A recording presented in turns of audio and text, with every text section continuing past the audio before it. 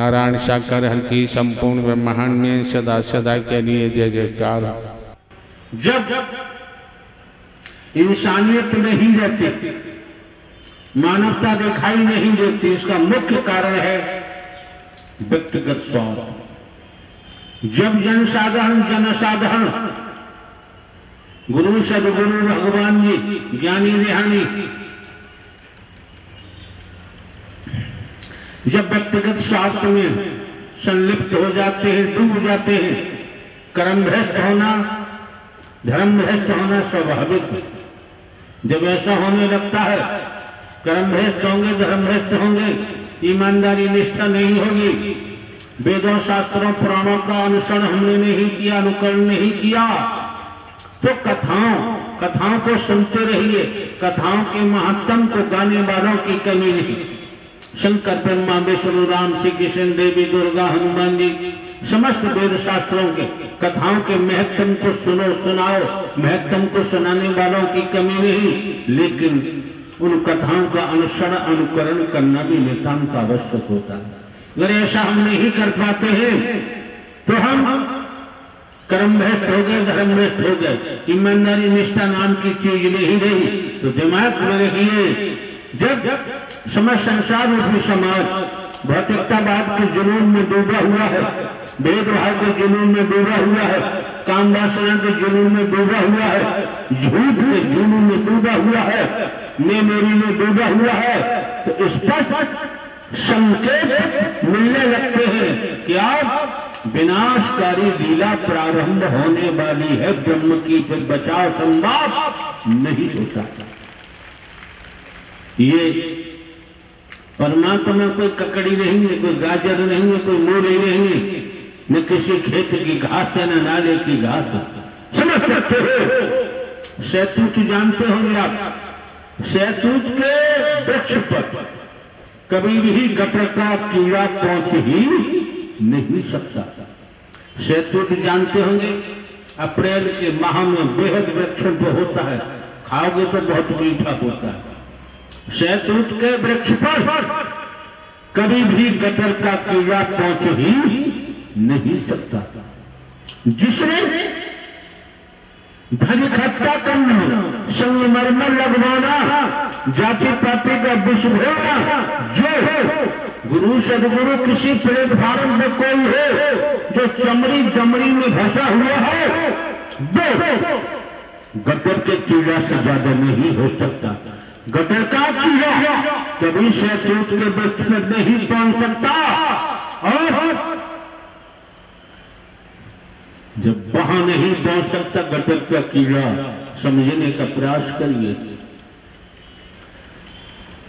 और गटर का कीड़ा शहतूत की तरफ चले तो जिंदा रहे, तो पहुंच ही नहीं सकता, पहली बात है। इसी प्रकार तनिक समझे तो ध्यान रखो,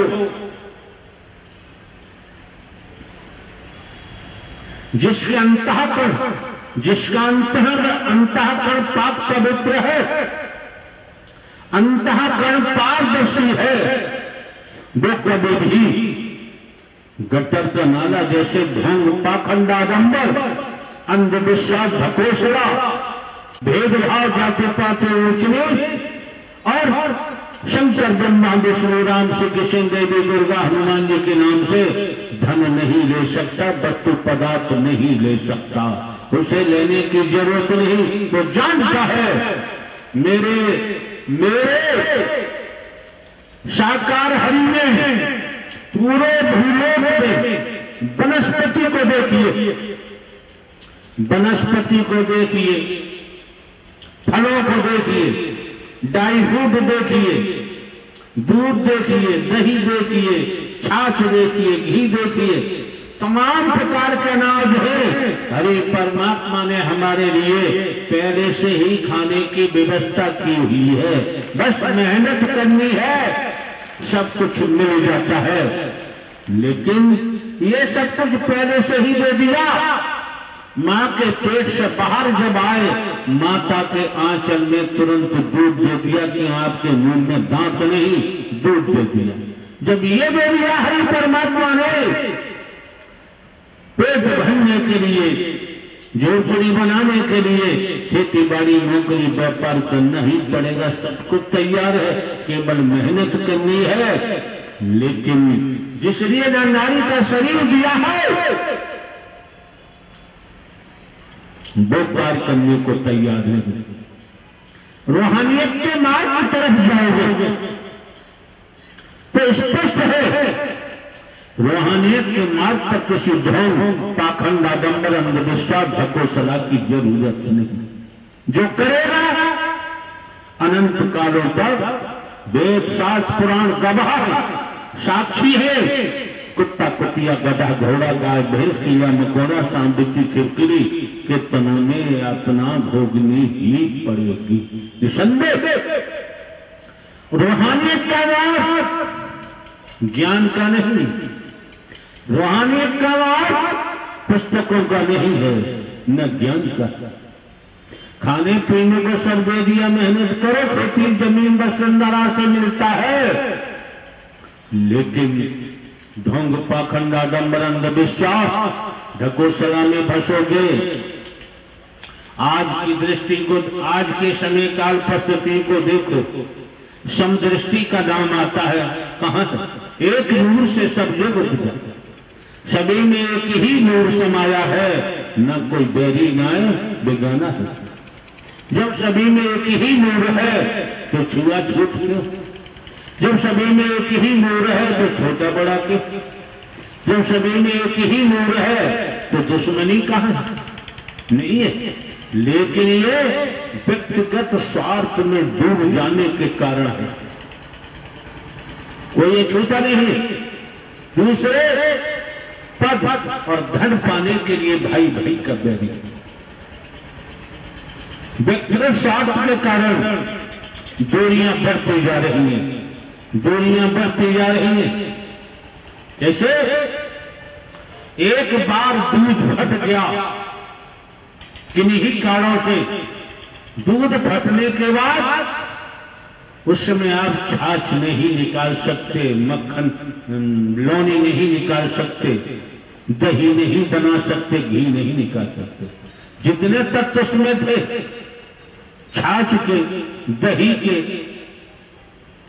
मक्खन के, घी के, सब तत्व मौजूद थे उस दूध में। और दूध फटने के बाद न आप दही निकाल सकते, न आप लौनी निकाल सकते, न आप घी निकाल सकते, न छाछ बन सकता। इसी तरह से ये बेकारों में फंसकर हमने अपने जीवन में स्वार्थ के कारण अपने जीवन को फाड़ दिया।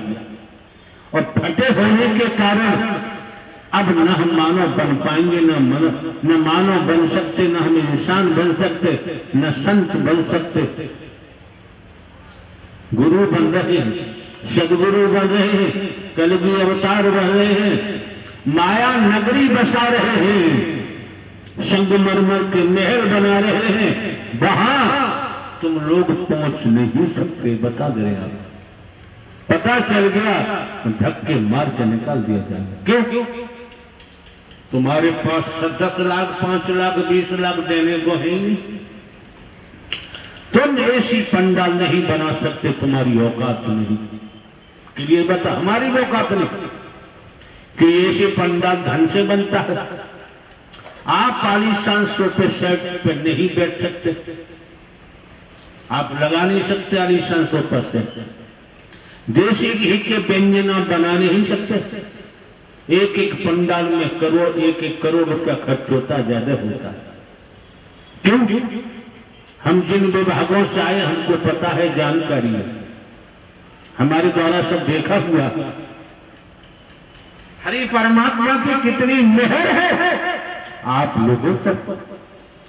अगर संस्कार न होते तो आपका आना नामुमकिन था, संभव नहीं था। संस्कारों के कारण आपका आगमन इस मानव मंगल मिलन से ब्रह्मण समागम में हुआ।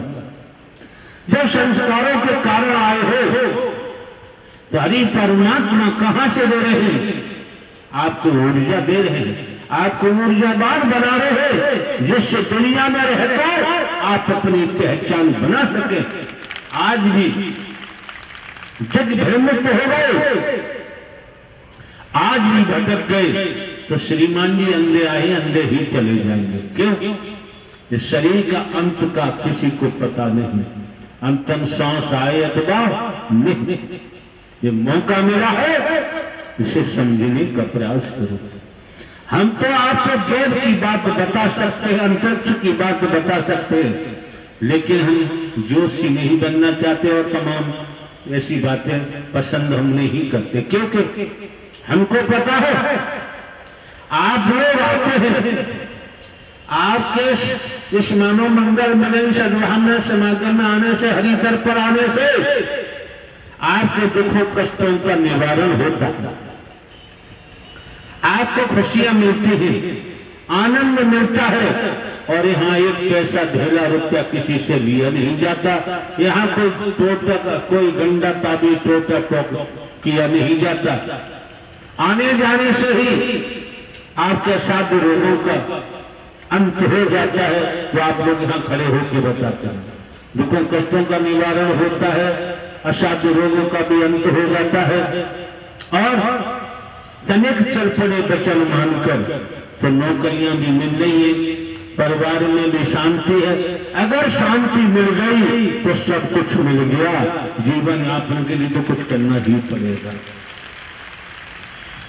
ये भी ध्यान रखे, मरा हुआ दीपक कभी किसी को रोशनी नहीं दे सकता, मुर्दा चिराग कभी किसी को प्रकाश नहीं दे सकता। तो हमने तो इशारा किया है संस्कार। अब संस्कार कैसा है आपका? खेती बाड़ी नौकरी व्यापार करते हुए परिवार में रहते हुए जब से जीव हुआ संसारी, बलहा की तो मरकत की नहीं। संस्कारों के कारण साक्षात हरि परमात्मा ने आपकी हथकड़ियां बेड़ियां तोड़ी, स्वतंत्र किया और संस्कार उजागर किए। और संस्कार उजागर कर जब आना हुआ, परम सत्ता सुप्रीम अथॉरिटी साकार है परमात्मा आपको यहां बैठे हुए ऊर्जावान बना रहे हैं। और ऊर्जावान बनने के बाद बनते ही जाएंगे, चलते ही जाएंगे, तब आपकी समझ आएगा कि जीवन हमारा बर्बाद हो। अगर बहुत पहले ही ये सदमार्ग मिल जाता, जहां बहू नहीं, पाखंड नहीं, आडंबर नहीं, अंधविश्वास नहीं, जहां हिंदू मुस्लिम सिख ईसाई ब्राह्मण क्षत्रिय वैश्य का एक कतरा नहीं, समाज संसार रूपी समाज में ईश्वर अंश जीव अविनाशी। हिंदी की जुबान भगवान बोलती है, पंजाबी की जुबान रब बोलती है, उर्दू की जुबान अल्लाह खुदा बोलती है, अंग्रेजी की जुबान गॉड बोलती है।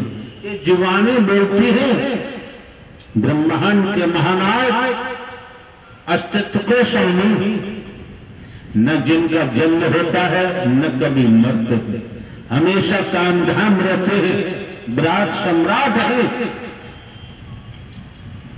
एक थे, एक है, एक ही रहेंगे।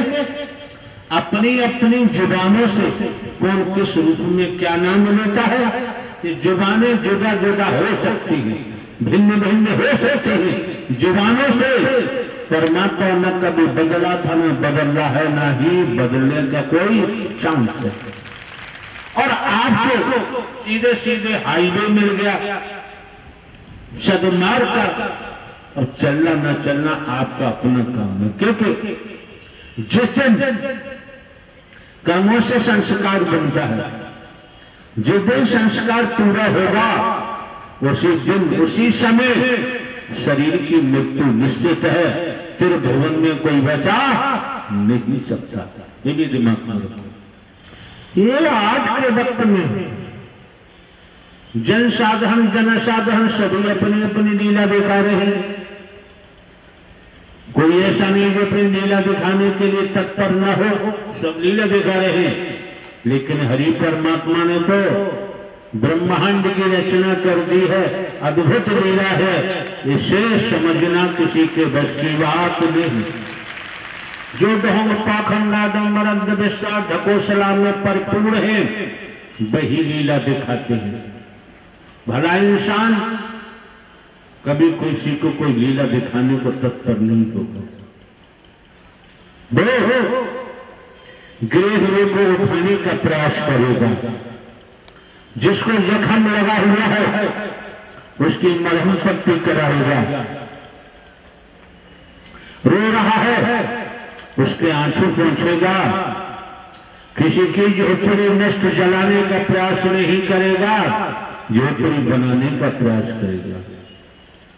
इस भूमंडल में जो भी रचना है, चाहे वनस्पति है, नेचर है, प्रकृति, जो भी शरीरधारी है, जिस स्तर पर है, जो कर सकता है, उनके प्रति निःशुल्क निस्वार्थ सेवा करेगा, बदले में और कोई चाहना नहीं रख सकता। जब कोई चाहना नहीं, कोई स्वार्थ नहीं, वही कर्म आपका पूजा बनता जाएगा, फिर अलग से पूजा करने की जरूरत नहीं। तो कितनी बड़ी मेहर की है, क्या सारा कहता है वेद शास्त्र पुराण, दीन बंद दीनानाथ, दीन बंद दीनानाथ, जो ब्रह्मांड के कुल मालिक है, हरि दीन बंद दीनानाथ बनकर आपके सम्मुख आए और आप पर मेहर बरसा रहे हैं, अमृत बरसा रहे हैं, माला माल कर रहे हैं, धनवान बना रहे हैं, और फिर भी तुम्हारी अकल विस्मृति को प्राप्त हो जाए तो भूमंडल में ब्रह्मांड में कोई आपको बचा नहीं सकता। क्यों? अगर कोई वास्तव में संत है, भक्त है और वो फुल पावर है, उसे पता है मैं इससे झगड़ा करूंगा, विजय मेरी होगी, और वो कितना ही दुर्व्यवहार करे, कितना ही कुछ भी करे, और वो बर्दाश्त कर लेता है, तो उसे संत कहा जा सकता है, भक्त कहा जा सकता है। क्यों? पावर तो है, लेकिन फिर भी झगड़ा करने को तैयार, और ऐसा आदमी उसे एक चांटे में बैठा लेगा। कहने का भाव, कहने का तात्पर्य है, हम आपको कायर नहीं बना रहे, आज तक हमने किसी को कायर नहीं बनाया है। कायर बनाना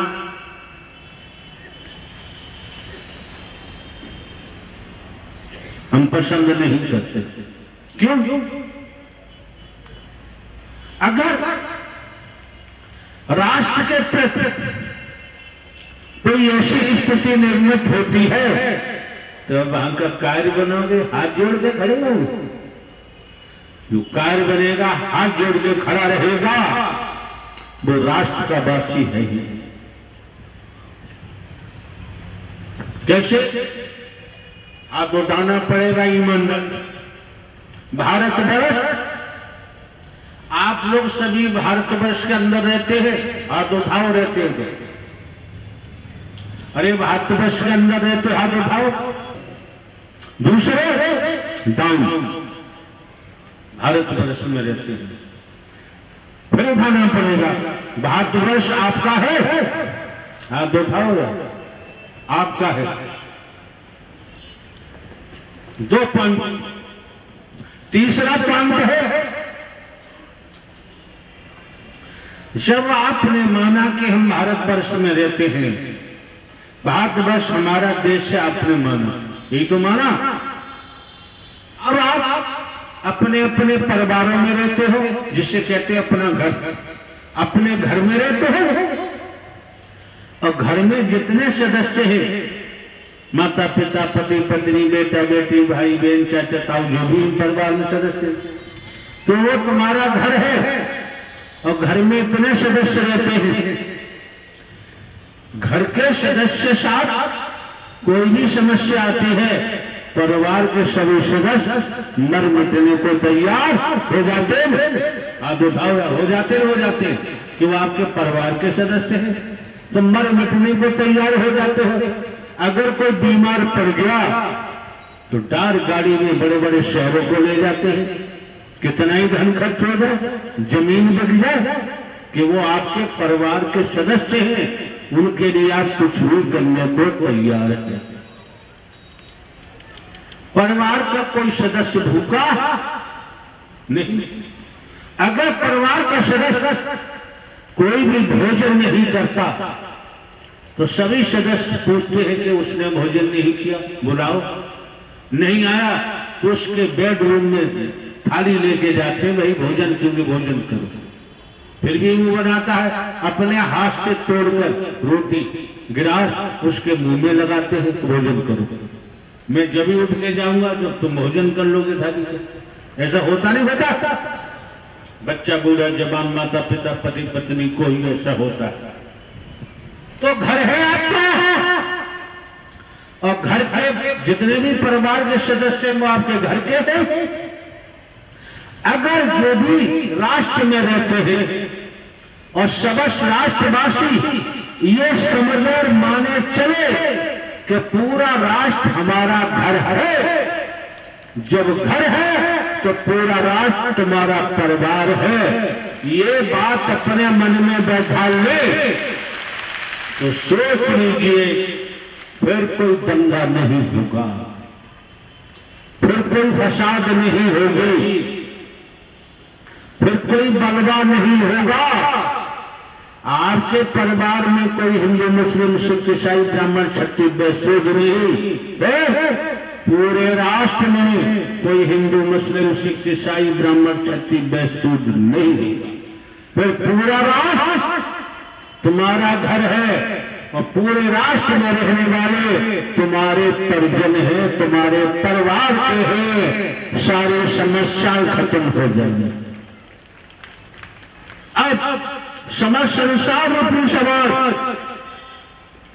में ऐसी स्थिति निर्मित हो जाए, समस्त संसार रूपी समाज एक राष्ट्र है और इसको अपना घर माने और सबको अपना परिवार का सदस्य, कोई युद्ध कभी नहीं हो सकता, युद्ध का कोई चांस नहीं हो सकता।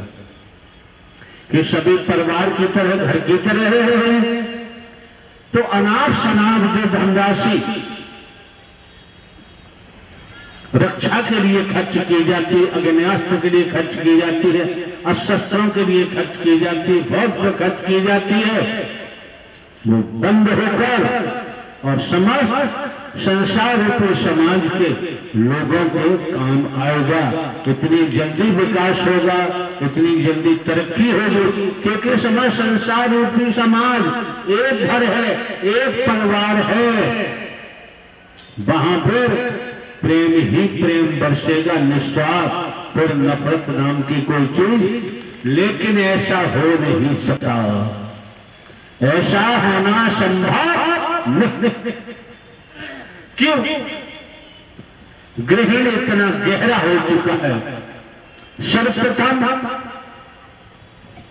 समझो जरा, आपने 1 किलो मोम की मोमबत्ती बनवाई और उस 1 किलो मोम की मोमबत्ती, और मोमबत्ती जरा उंगली से मोटी होती है, कोई ज्यादा मोटी होती है, उसके अंदर धागा पड़ा होता है।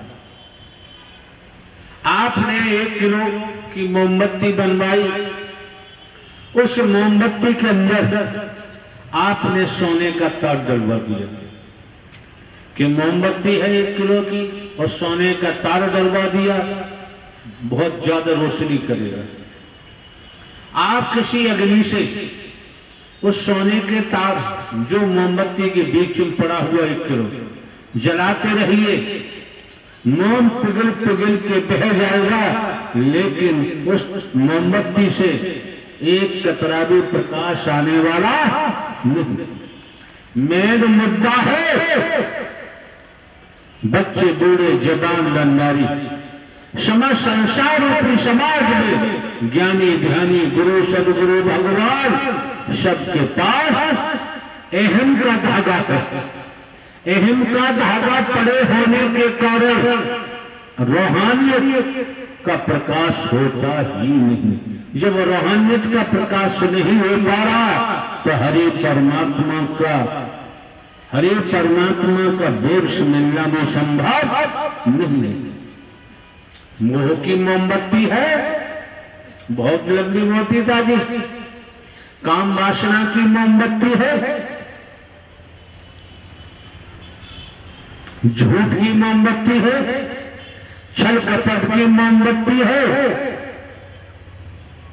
हेरा फेरी की मोमबत्ती है, चालबाजी की मोमबत्ती है।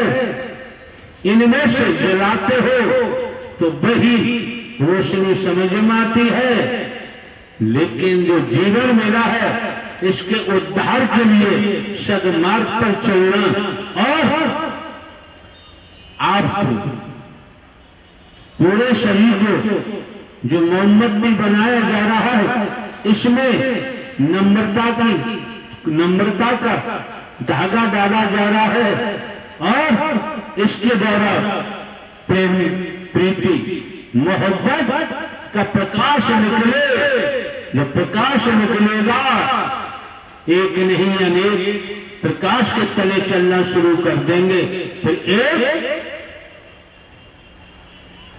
एक मशाल आपके हाथ में है सत्य की, फिर आप चाहेंगे कि दोनों हाथ में सत्य की मशाल जलते हुए लेके चलेंगे तो और भी साथ हो जाएंगे।